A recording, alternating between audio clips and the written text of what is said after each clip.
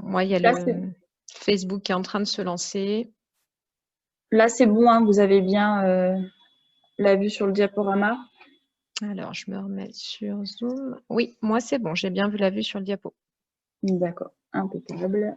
Et ici, on va réduire. Du coup, je vous laisse prendre la main pour le chat. Si... Oui, oui, pour le chat, vous inquiétez pas. Je note les questions au fur et à mesure et je les donnerai à la fin. Au fur et à mesure, comme vous voulez d'ailleurs. Voilà, ça, ça peut être au fur et à mesure, il n'y a pas de souci. Il n'y a pas de souci. Je pense que ça peut être intéressant. Ça te va? C'est très bien, oui. Ça te va. Très bien. Donc, bonjour à tous. Donc, on va commencer peut-être par se présenter. Donc, pour ma part, Clémence Imbert de l'OPP-BTP. Donc, moi, je suis conseillère en prévention sur la Haute-Marne. Donc, on excuse notre collègue de l'Aube qui n'a pas pu participer et on le remplace aujourd'hui.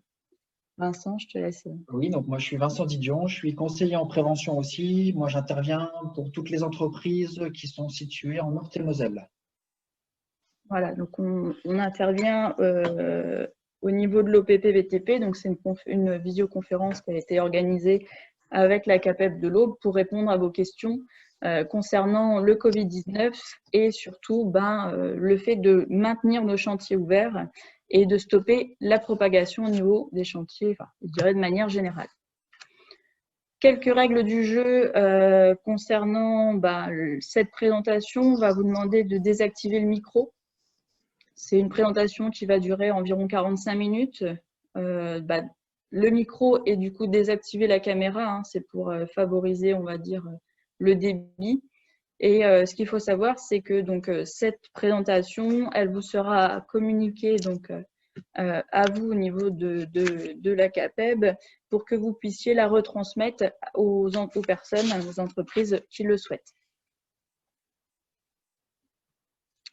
Au niveau des questions, donc on va fonctionner par le chat, du coup, comme on vous demandera de couper les micros. Et puis, du coup, je vous laisserai gérer, dès qu'il y a une question, nous interpeller. Donc, rapidement, cette présentation, elle va s'organiser par rapport à 3 parties. On fera un bref état de l'épidémie et de l'aspect médical. Hein, c'est vraiment pas notre domaine. Nous, on est spécialisé dans tout ce qui est prévention des risques professionnels. Donc, le médical, on va être assez succinct. On viendra principalement sur tout ce qui est principe de protection et sur comment limiter la propagation. Aujourd'hui, c'est ça qui nous intéresse le plus, c'est que faire en fait quand on a des personnes contacts ou des personnes positives dans notre entreprise. Donc pour cet état de l'épidémie et l'aspect médical, très rapidement, hein, quand on regarde la tendance de la contamination depuis finalement mars 2020, c'était même avril, hein, si je reprends bien. Donc on a surtout un pic qui est revenu à partir de septembre. Début octobre, on a atteint les 40 000 cas.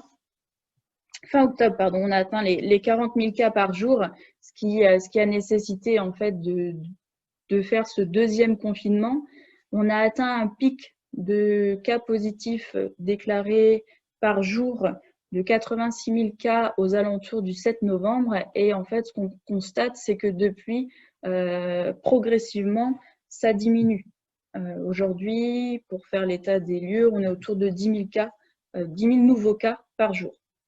Pour autant, et c'est là en fait qu'il faut rester vigilant, c'est que le taux d'occupation des lits, même s'il a une tendance, je dirais, à la baisse, il reste quand même assez élevé, hein, puisqu'il est encore aux alentours de 88% de taux d'occupation des lits en réanimation. Et c'est surtout que je dirais, l'ensemble du territoire national est dans le rouge, si ce n'est la Bretagne et la Corse qui, depuis peu, sont repassés en orange. Donc, à ce jour, il n'existe pas de vaccin ou de traitement curatif, même si certains laboratoires parlent d'un vaccin imminent avec une efficacité de 90 à 94%. Au jour où on vous parle, il n'est encore pas commercialisé, donc on ne peut pas encore parler de vaccin disponible. Donc, les seules mesures qu'on va connaître, ça va vraiment être la distance, le port du masque, le lavage de mains, tout ce qui est mesures d'hygiène, le lavage des surfaces et le fait voilà, de ne pas se prêter des documents, des équipements ou autres. On en reviendra un peu plus en détail. Et là, ce qui est représenté sur la diapo, c'est qu'effectivement, tout ce que vient de vous dire Clémence, ce sont des mesures qui doivent être cumulées pour avoir un maximum de niveau de protection. Voilà. Et que ça ne concerne pas uniquement la personne, mais c'est vraiment du collectif où il faut que tout le monde joue le jeu. C'est-à-dire que si l'ensemble des participants portent le masque, respectent cette distance, se lavent régulièrement les mains, on pourra agir tous ensemble et, voilà, et le niveau de protection sera le plus efficace. Alors, moi, je vais vous parler des principes de protection et des mesures qui sont actuellement applicables sur les chantiers notamment. Alors, déjà, les règles d'or, les basiques qu'on connaît déjà, que Clémence vous a exposé. Alors, rapidement, effectivement, on a cette distance d'un mètre, minimale d'un mètre, qu'il faut absolument conserver. Le lavage des mains, qui est essentiel. À noter aussi que, alors on parle beaucoup de gel hydroalcoolique, mais l'efficacité de l'eau et du savon, ça marche très bien aussi. Une petite remarque aussi à faire sur le gel hydroalcoolique, il y a des conditions d'application qu'il faut respecter. On nous a remonté des cas de brûlure, notamment lorsque l'intervenant s'est servi du gel hydroalcoolique, n'a pas attendu que l'alcool s'évapore, s'est servi d'un perforateur, je crois. Et en fait, avec la petite étincelle qui se produit parfois, en fait, il y a eu une inflammation des vapeurs d'alcool et il y a eu des brûlures. Donc, la personne était victime de brûlures au niveau de ses mains. Donc, voilà, bien respecter aussi l'utilisation du gel hydroalcoolique lorsqu'on n'a pas de point d'eau et de savon à proximité. La règle d'or numéro 3, évidemment, le port du masque, systématique. On verra aussi qu'il y a des exceptions. Je vous présenterai ça juste après.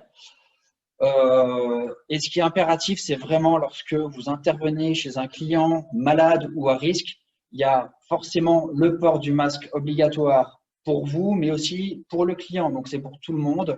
Et le port des lunettes aussi. Un point sur l'écran facial qui est recommandé pour protéger le masque des intempéries, effectivement, s'il pleut fort. Et que voilà, le masque, c'est un masque jetable. Avec la pluie, il va se dégrader. Ses propriétés filtrantes vont être différentes ou moins efficaces.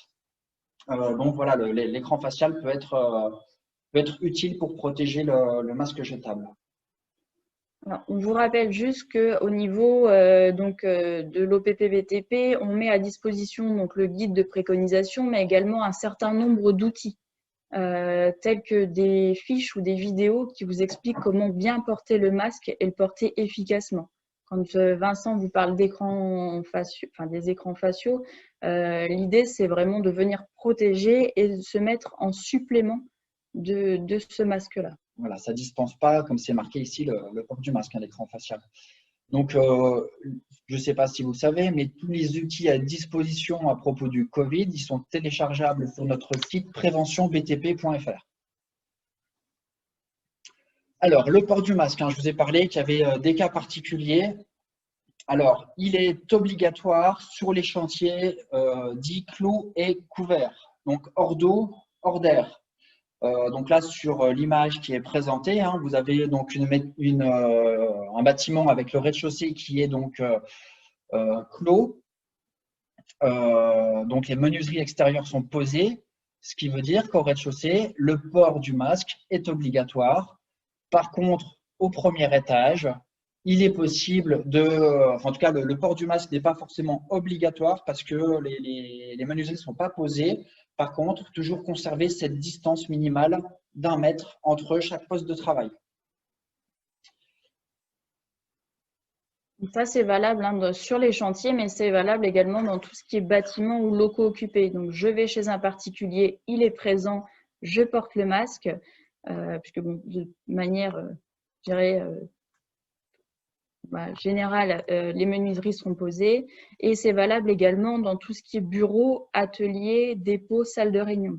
Il y a simplement une dérogation qui est partielle, donc c'est-à-dire qui n'est pas totale, mais qui autorise à ce que les salariés puissent retirer à quelques moments leur masque dans les ateliers si des conditions sont remplies. Alors on ne va pas revenir sur les conditions, on vous invite, sauf si vous le souhaitez, mais ces conditions sont mentionnées dans le guide. Alors, pour ce qui est des chantiers en extérieur, dans l'espace public, alors première chose, il faut bien sûr se rapprocher des autorités compétentes, demander voilà, à la mairie, à la préfecture, si la commune, par exemple, elle est concernée par le port du masque obligatoire dans les rues. En tout cas, si on se trouve dans la zone dans laquelle le port du masque est obligatoire. Donc là, il faut d'abord se renseigner. Deuxième point, si votre chantier, en tout cas, vous avez protégé votre chantier avec des barrières ici notées aérées, genre les grilleurs ERAS ou les barrières rouges et blanches, il va y avoir un port du masque obligatoire dans ces communes-là. Et même si la distance est supérieure à 1 mètre. Le deuxième cas qui est présenté ici, c'est lorsque vous travaillez dans ces communes où le port du masque est obligatoire, si votre chantier est fermé avec des palissades de 2 mètres de hauteur, vous pouvez avoir une dérogation au port du masque. Une fois de plus, toujours si les postes de travail sont éloignés au minimum d'1 mètre. Voilà, qui dit palissade dit réellement avoir vraiment quelque chose de plein qui sépare des riverains. Alors, vous avez donc, vous êtes informé, je pense que le reconfinement national est appliqué depuis le 29 octobre minuit. Donc, le port du masque permanent dans les milieux clos est partagé, on en a parlé. On favorise au maximum le télétravail lorsque c'est possible. Et vous avez aussi ces fameuses attestations de déplacement dérogatoires qui doivent être signées par l'employeur. Je vous informe aussi, si vous n'êtes pas informé, qu'il y a une application qui s'appelle Tous Anti-Covid, on le verra aussi après tout à l'heure, mais cette application, elle peut être utile notamment pour remonter les cas contacts. À savoir que l'application, en tant qu'employeur, en fait, vous ne pouvez obliger vos salariés à la télécharger que s'ils possèdent un téléphone professionnel. C'est-à-dire que vous pouvez les encourager à le faire sur leur téléphone personnel. Toutefois, vous ne pouvez les obliger à le faire sur leur téléphone que s'il est que s'il a été remis à titre professionnel. Sinon, c'est que de l'encouragement. Alors, un point supplémentaire sur la distanciation physique. Alors, les moments de convivialité doivent être suspendus. Donc, tous les pots des parents retraite ou voilà, les moments festifs, on va dire, doivent être suspendus pour le moment. Pour ce qui est des espaces de restauration, les salles de pause, elles doivent être aménagées pour respecter les distances de 1 mètre. Donc, on va réorganiser cet espace en mettant donc des places en quinconce. Voilà, on va disposer les chaises d'une certaine manière, de telle sorte que personne ne se trouve en face de moi, par exemple. On va mettre en place des écrans de séparation.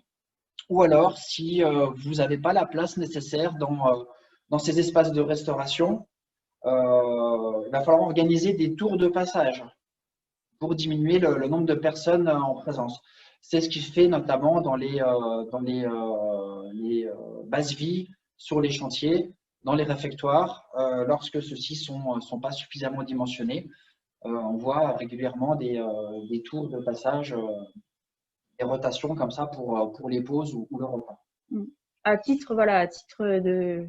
Pour faire le tour des chantiers régulièrement, c'est quelque chose qui fonctionne plutôt bien. C'est cette mise en place de rotation.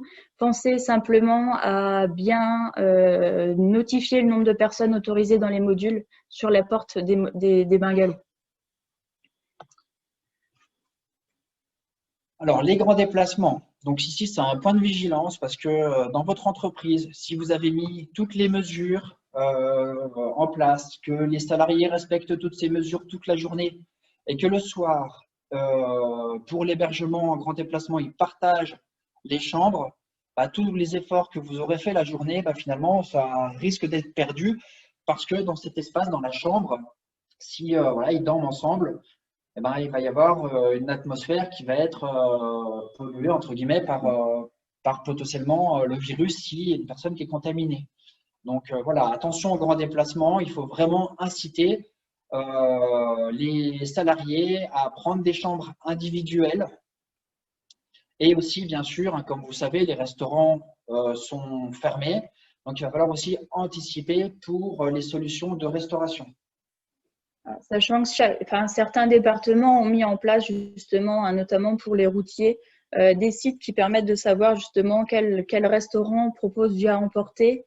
Il faut bien les identifier en amont, bien anticiper justement cette partie chambre et restauration de manière à ce que ce soit quand même plus sympa pour les gars qui sachent où ils peuvent se restaurer et qui ne soient pas, je dirais, avec un sandwich tous les jours. Hein. Le but, c'est vraiment d'apporter quand même ce côté confort, même si on est dans quelque chose où on demande aujourd'hui de couper un petit peu, je dirais, ces relations par le fait de s'éloigner, par le fait de manger plus tous ensemble comme avant, par le fait d'interdire les moments de convivialité. Si on peut au moins, entre guillemets, bien manger, ça viendra quand même conforter ces journées.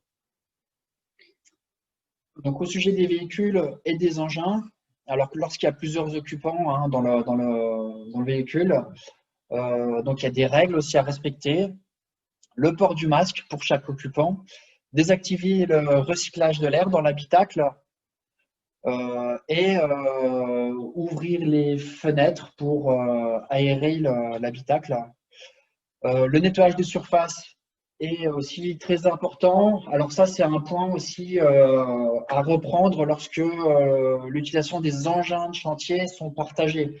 Hein, le mieux encore sur les chantiers, c'est d'affecter l'engin à un seul conducteur et qu'il y ait le moins possible d'échanges avec les engins. Pour tout ce qui est véhicule, hein, donc même principe, on essaye au maximum hein, de garder toujours le même conducteur, etc., si c'est possible, bien sûr. Et bien sûr de nettoyer les surfaces de contact. Et l'ensemble, bien sûr, hein, le volant, les commandes du commodo aussi, voilà, les poignées, changement de vitesse. Ne pas oublier de mettre à disposition tout le matériel nécessaire à la désinfection. Donc les lingettes, du gel, des solutions hydroalcooliques. Donc là, c'est pareil, hein, lorsqu'on circule, on rencontre pas mal de véhicules de chantier. Alors, on voit bien que certaines entreprises respectent les règles, en tout cas, certains salariés d'entreprise respectent les règles, mais on voit aussi l'inverse où voilà, le port du masque n'est pas toujours systématique. Donc, on va dire qu'il y a des bons élèves et des élèves un peu moins bons, on va dire. Ouais. L'aération continue, l'ouverture des fenêtres, alors c'est vrai que c'est un peu plus compliqué hein, parce que aujourd'hui, le temps est quand même se refroidit nettement. Hein, on arrive on y est, hein, on est quasiment au début de l'hiver. Pour autant, hein, cette aération continue, elle a de l'importance quand vous allez faire des grands déplacements. Où là, on est vraiment sur, plus on va, je dirais, rouler, plus la contamination va se faire. Donc, il est important on ne parle pas d'ouvrir la fenêtre grand, mais au moins de laisser un filet des fois d'air, d'ouvrir de quelques centimètres pour permettre justement cette aération. Ouais, c'est vraiment une question de renouvellement. C'est ça, c'est un peu renouveler cet air pour ne pas devenir finalement, même si le véhicule ne se prête pas à un milieu confiné, mais devenir vraiment en vase clos. Alors, je vous fais un point sur les bases vie maintenant. Alors, ce qui est préconisé, c'est un nettoyage 1 à 2 fois par jour des installations communes. Ce qui peut être bien, c'est d'organiser ce nettoyage après la pause repas, voilà, dans les espaces de restauration. Mettre en place un protocole de nettoyage pour vraiment transmettre les consignes précises et ce qui est attendu justement du personnel qui va s'occuper du nettoyage. Faire respecter de façon stricte le lavage des mains avec de l'eau, du savon, comme je vous l'ai dit tout à l'heure. Et ceci, alors, autant de fois que nécessaire, mais vraiment avant les repas, en entrant, en sortant des bases vies. Voilà, donc il y a vraiment des moments clés. Et bien sûr, c'est vraiment de laisser à disposition sur le chantier, quand c'est possible, des points de lavage si c'est voilà, que ce soit à proximité des personnes qui travaillent, hein, s'il faut faire 10 minutes, 15 minutes de marche pour aller se laver les mains, bah, ça ne va pas forcément encourager les salariés à se laver les mains. C'est vrai que si vous arrivez à faire des petites unités de lavage Aux endroits stratégiques. aux endroits stratégiques, ça peut être intéressant. C'est ce qui se voit parfois sur certains chantiers. Et pour les repas, dernier point, c'est vrai que là, en ce moment, on privilégie aussi la pratique de la gamelle et thermos individuel apporté par chaque compagnon. Voilà, ce qui permet de garder hermétiquement la nourriture de chacun. Pour autant, ne pas, voilà, s'il y a un partage de micro-ondes, un partage de frigo, bien penser quand même à faire un nettoyage. Alors, à chaque tour de repas, hein, c'est quelque chose qui peut paraître assez lourd comme protocole, mais aujourd'hui, on est vraiment sur de l'identification de contamination à ces moments de partage, je dirais, enfin, ces moments de, oui, avec les de surfaces repas, de contact. avec les surfaces de contact également. Alors, maintenant, l'enjeu clé aujourd'hui, hein, parce que effectivement, hein, on est au deuxième confinement, la période est longue, on va dire. L'enjeu clé, c'est de maintenir l'implication de tous.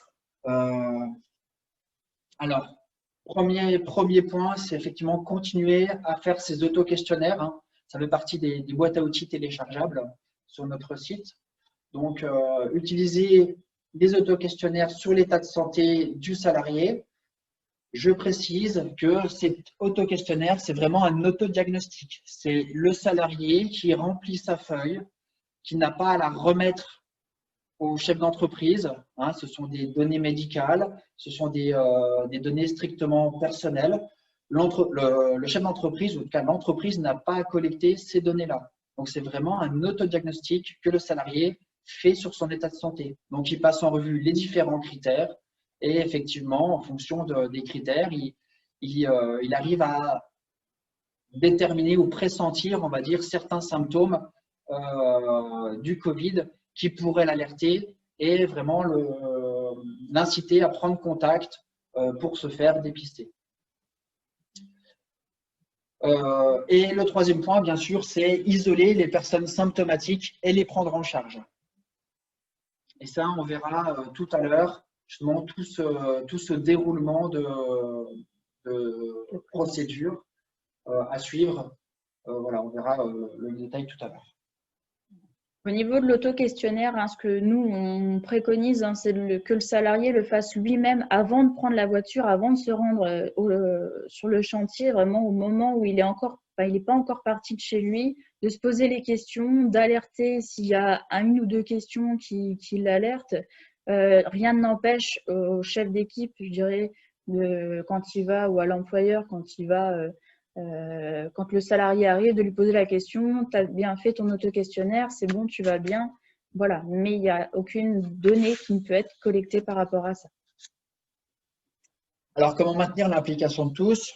Alors, ça passe évidemment par l'information des salariés, bien sûr, y compris les intérimaires, les contrats courts, les travailleurs détachés. Donc, on les informe effectivement des dispositions à prendre régulièrement. Et on maintient un bon niveau d'information pour vraiment leur faire comprendre qu'on est toujours dans cette période particulière et que le risque est toujours présent. Donc, il est important de ne pas du tout abandonner ce processus d'information. Bien sûr, s'assurer que chacun a bien compris les différentes consignes. Ça passe aussi par le fait d'être à l'écoute des salariés, s'ils rencontrent des difficultés sur le chantier, pouvoir les faire remonter et les traiter. Donc voilà, effectivement, les différents points sont là sur le maintien de l'implication des différents salariés. Juste pour compléter, il y a au niveau des outils, il y a certaines fiches qui ont été traduites dans d'autres langues. Si vous avez des salariés qui ne parlent pas forcément bien français, mais qui ont une langue natale plus prononcée, il y a ces fiches qui sont à disposition dans d'autres langues.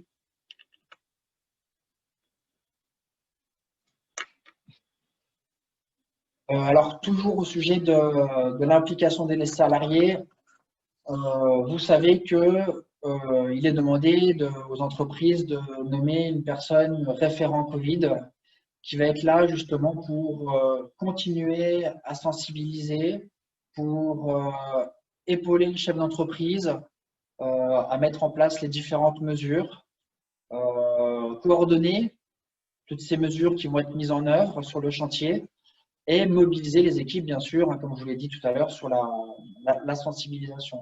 Le référent Covid, il a vraiment une place centrale pour maintenir cette vigilance, maintenir le respect des règles.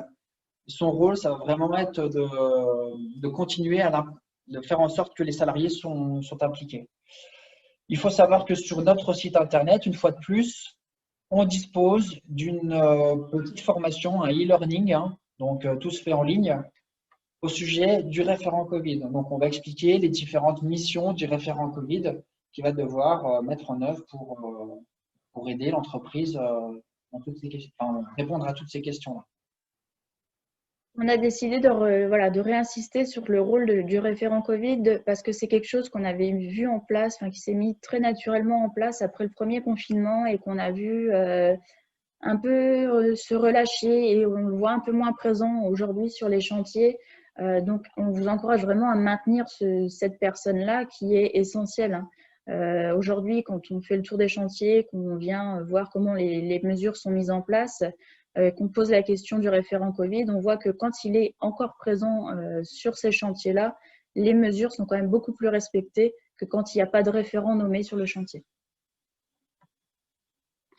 Avant de passer, je dirais, à la partie comment limiter la propagation et justement toute la partie notion cas contact, etc. Est-ce que vous avez des questions sur ces préconisations qui sont présentées dans le guide?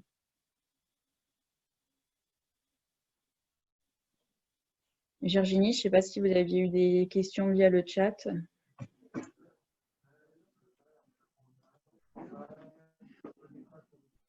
Vous m'entendez? Ah.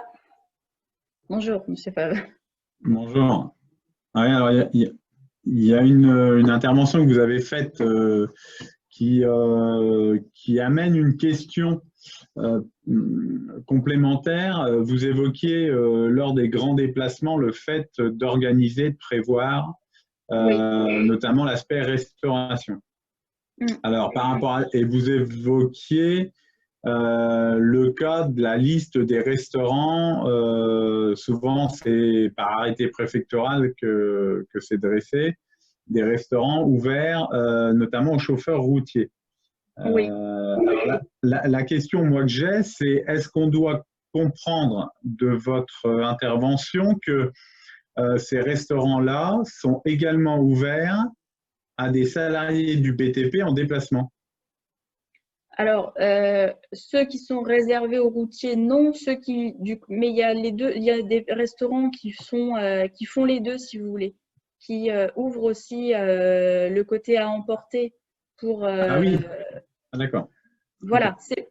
Non, c'est pas. Voilà. Si c'est routier, identifié routier tel quel, il faut poser la question à l'établissement, hein, savoir s'il va. C'est pour ça qu'on parle d'anticipation. Je ne pourrais pas vous répondre de manière générale sur le sujet. Il y en a qui feront les deux. Il y en a qui vont rester uniquement routiers. Voilà, c'est des discussions et je sais que c'est des discussions à chaque fois avec l'État qui sont propres à chaque département. Mais non, il ne faut pas… Voilà, je me suis peut-être mal exprimée sur le sujet. Il ne faut pas comprendre que c'est ouvert aux routiers, c'est ouvert au BTP. C'est deux choses différentes. Oui, parce que le problème qu'on rencontre aujourd'hui, j'en profite pour vous en parler. Le problème qu'on rencontre aujourd'hui au niveau de la restauration, c'est que notamment dans le guide de l'OPP-BTP, on fait mention, on traite du sujet de la restauration au travers de la base vie et des bungalows de chantier. Oui. Alors qu'il y a beaucoup de chantiers où il n'y a ni base vie ni bungalow. Et là, on est un peu en train de revenir à l'époque de Zola, hein, parce que les salariés qui avaient pris l'habitude d'aller au restaurant les midis, ils en sont à manger dans leur camion, ce qui repose la question, ce qui en fait les remet dans une situation de danger quelque part, parce que quand on mange, on n'a plus de masque, et en général, il suffit qu'il soit 3 et qu'il n'y ait qu'un véhicule. on sait bien que dans la pratique, ils vont pas attendre chacun leur tour pour aller manger dans le véhicule, désinfecter entre le passage de chaque. Enfin, là, c'est le monde de oui, hein. Donc, ça se passe pas comme ça dans la vraie vie. Bon, alors effectivement, sur les chantiers, on va dire un peu importants, structurés, on a souvent les structures qu'il faut. Maintenant, sur beaucoup de petits chantiers, du chantier par exemple, de construction de maisons où il n'y a même pas l'électricité qui est encore en place, ça veut dire que les gars, ils mangent froid, ils mangent dans des lieux qui sont non chauffés ou alors c'est dans leur véhicule.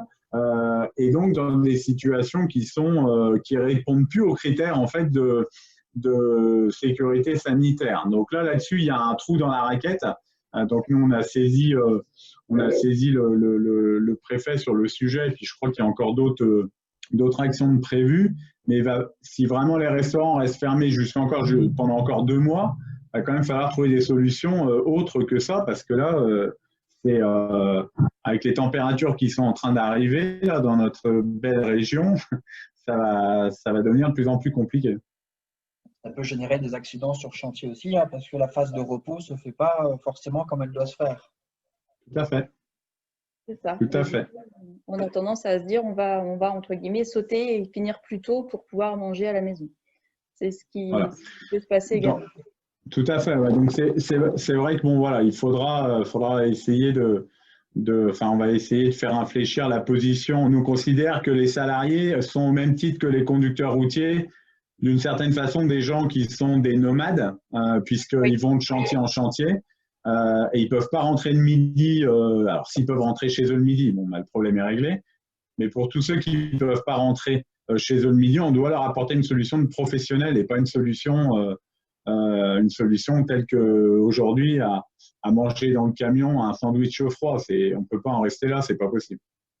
Non, on est d'accord avec vous là-dessus. Et c'est vrai que jusqu'à maintenant, ces établissements qui disaient à leurs salariés, qui proposaient un panier repas en disant allez au restaurant, c'est vrai qu'on mettait en avant plutôt ce côté quand même quelque chose de très sympa, de très convivial, plutôt que ceux qui mettaient une petite roulotte de chantier à disposition en disant vous avez un petit micro-ondes, faites votre gamelle et vous avez tout à dispo.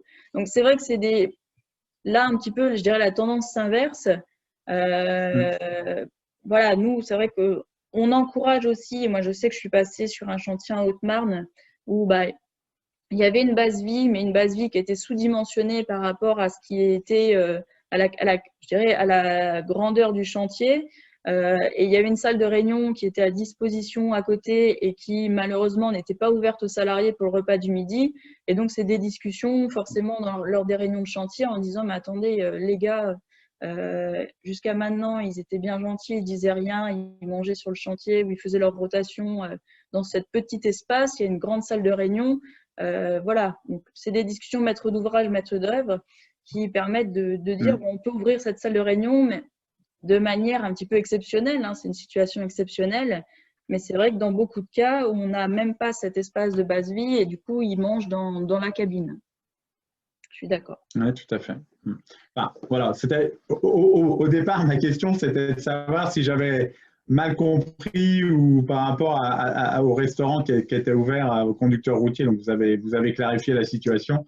Bon, pour le reste, c'est à nous d'obtenir ce qu'il faut, mais on va y travailler. Voilà. Sinon, non, j'avais pas sur votre première partie, j'avais pas plus de questions, si ce n'est aussi de préciser que monsieur faisait mention des bons et des mauvais élèves. On a souvent dans les entreprises des entreprises qui ont investi dans les masques. C'est pas pour ça que les salariés, une fois qu'ils sont sortis qu'ils quittent le dépôt, qu'ils acceptent de tous le porter. Donc, c'est pas toujours, malheureusement, c'est pas toujours. C'était pour qu'on comprenne un petit peu ce que je voulais dire. C'était ouais.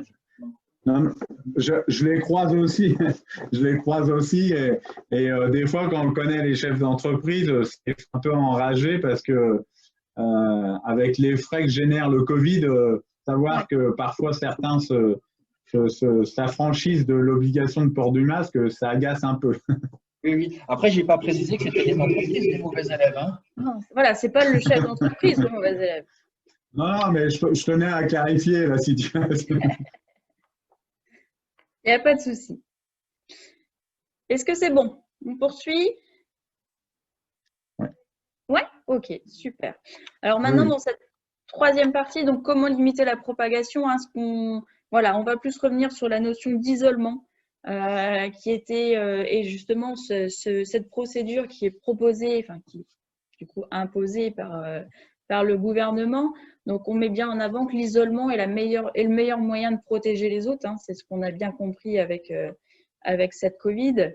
Donc le premier cas, hein, j'ai des symptômes de la Covid-19, donc principalement fièvre, toux, perte d'odorat, perte de goût, hein, si on reste sur les principaux, mais il y en a beaucoup plus. Donc je m'isole immédiatement et je consulte un médecin. Je suis prioritaire pour faire un test. Donc, je vais faire ce test. Donc, je contacte le labo, je vais faire ce test. Je reste isolée jusqu'au résultat.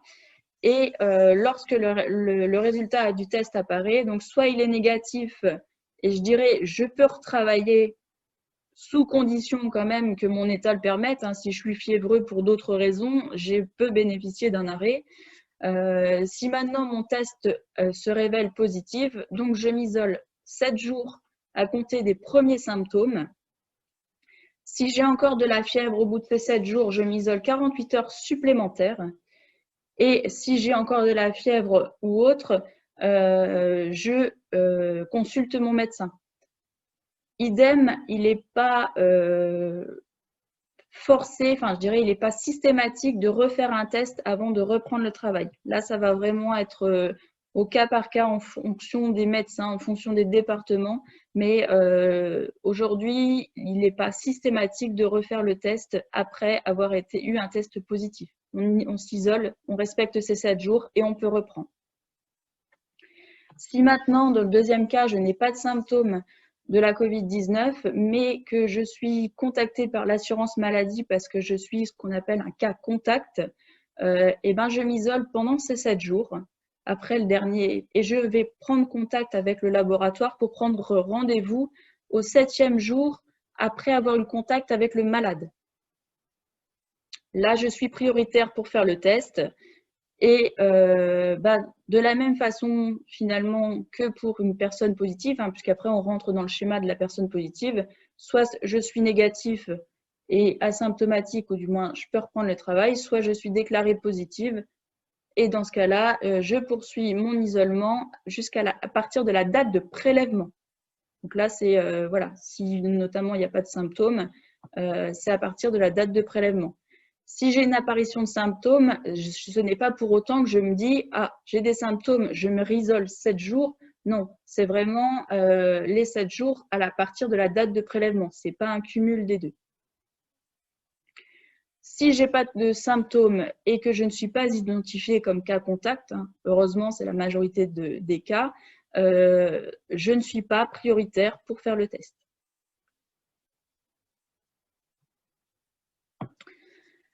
Alors, que faire au sein de l'entreprise ou sur un chantier en cas de présence de personnes ayant des symptômes? Ce qu'on a vu, hein, c'est que la première chose, c'est que la personne qui a des symptômes, elle s'isole et elle prend contact avec son médecin. Pour prévenir tout risque de propagation de la maladie, ce qui est important, c'est que chaque entreprise, en fait, identifie, alors, au sein de l'entreprise, hein, souvent c'est le chef d'entreprise, notamment pour les petites structures, ou ça peut être le référent Covid, une personne qui sera finalement le référent dans l'entreprise et qui aidera le salarié testé positif à établir sa liste de cas contacts. Puisque c'est assez, ça peut paraître assez, on y reviendra tout à l'heure, assez compliqué d'identifier réellement qui est cas contact, qui n'est pas cas contact. Il faut savoir que ce n'est pas systématiquement toute l'entreprise. Donc là, voilà, l'idée, c'est d'identifier une personne compétente qui aidera ce salarié testé positif. Il faut également penser à informer le donneur d'ordre, le CSPS ou le référent Covid du chantier et surtout les autres acteurs du chantier, c'est-à-dire les autres entreprises. On pense à identifier dans son entreprise, mais il faut également informer tous les autres acteurs du chantier, puisqu'il y a peut-être eu des contacts avec la personne positive. Et du coup, je dirais, casser cette chaîne, c'est vraiment identifier toutes les personnes potentielles. Il y a au niveau des outils de l'OPP une fiche conseil qui s'appelle la fiche contact tracing, identification et déclaration des personnes contacts, qui résume ce qu'on vous a présenté avant, la procédure, et qui va aussi reprendre ce qu'on présente juste derrière, qui est l'identification des personnes contacts professionnelles à déclarer.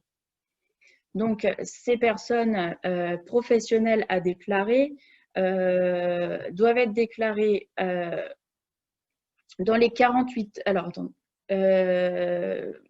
Voilà, ils doivent être déclarés, donc identifiés au plus tôt.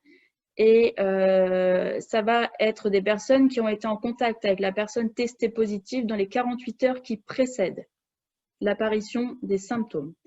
Alors, soit c'est une personne qui a eu un contact direct sans masque, en face à face à moins d'1 mètre, quelle qu'en soit la durée.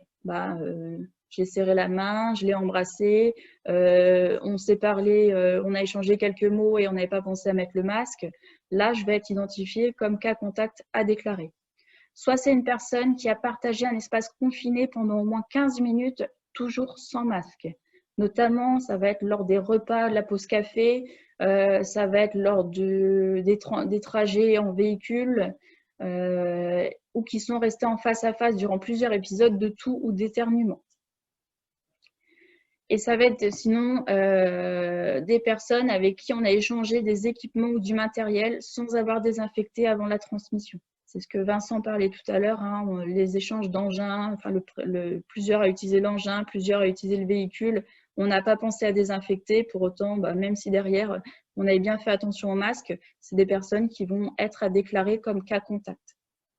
Donc, ça comprend finalement aussi tout le matériel électroportatif, par exemple, voilà, tout ce qu'on va se prêter sur le chantier. C'est ça. Ça sera concerné aussi par cette disposition. Voilà. Pour autant, cela n'inclut pas nécessairement l'ensemble des collègues et l'ensemble de l'entreprise. Ce qu'on voit de plus en plus en faisant le tour des chantiers, c'est que du coup, beaucoup s'organisent en disant on travaille par binôme, par trinôme, de manière à ce que si l'un de nous est positif, au moins ça limitera, je dirais, le cluster. On ne parle pas de cluster en dessous de 3 personnes, mais au moins le risque de personnes contact sera vraiment limité à 2-3 personnes. Et ça ne coupera pas toute l'entreprise. C'est-à-dire qu'on pourra continuer à produire, à être présent au niveau des chantiers. Ça va désorganiser, c'est sûr, s'il y a une équipe en moins, mais pour autant, l'entreprise ne fermera pas. Ça, c'est important. Donc, cette organisation, finalement, par binôme, trinôme fixe, qui ne se faisait pas forcément systématiquement avant, et de plus en plus une pratique qui se poursuit. Voilà, vous voyez dans cette diapo, le port du masque. Si tout le monde porte le masque, ça va faciliter beaucoup les démarches à propos de ce contact tracing. Donc là, voilà, le port du masque a aussi cet intérêt-là. Voilà.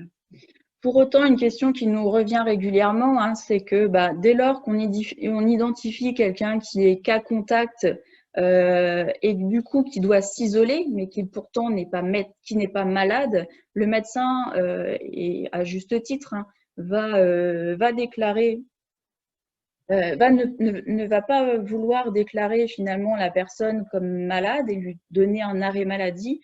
Alors ces personnes qui sont cas contact, ils s'appellent ça cas contact à risque, et qui doivent s'isoler pendant 7 jours, donc peuvent solliciter l'assurance maladie via un téléservice qui a été mis en place pour bénéficier d'un arrêt de travail.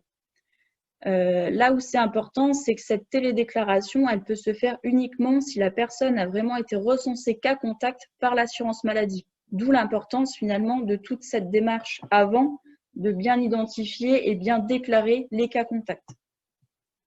Si je ne suis pas déclaré cas contact, je ne peux pas prétendre à cet arrêt de maladie, cet arrêt de travail. C'est la première question que le service propose. Autre possibilité finalement pour casser cette… Excusez-moi. Oui. Oui, Vas-y. juste préciser par rapport à la diapo précédente que on peut avoir, enfin, il y a une rétroactivité jusqu'à 4 jours en matière d'arrêt de travail, c'est-à-dire que quelqu'un qui, voilà, parce que effectivement, entre le moment où on est déclaré cas contact et le moment où on est isolé, il peut y avoir un delta. Donc, il y a 4 jours de rétroactivité et qu'il n'y a pas de délai de carence, c'est-à-dire c'est au premier jour de l'isolement qu'on est considéré comme en arrêt de travail à partir du moment où l'assurance maladie a considéré qu'on est effectivement en arrêt de travail pour les causes que vous venez d'évoquer. Merci de le préciser. C'est vrai qu'on ne l'a pas précisé, c'est super important. C'est justement voilà, de bien penser à s'isoler, que oui, on peut être contacté quelques jours après. Pour autant, il y aura cette rétroactivité qui se fera sans carence.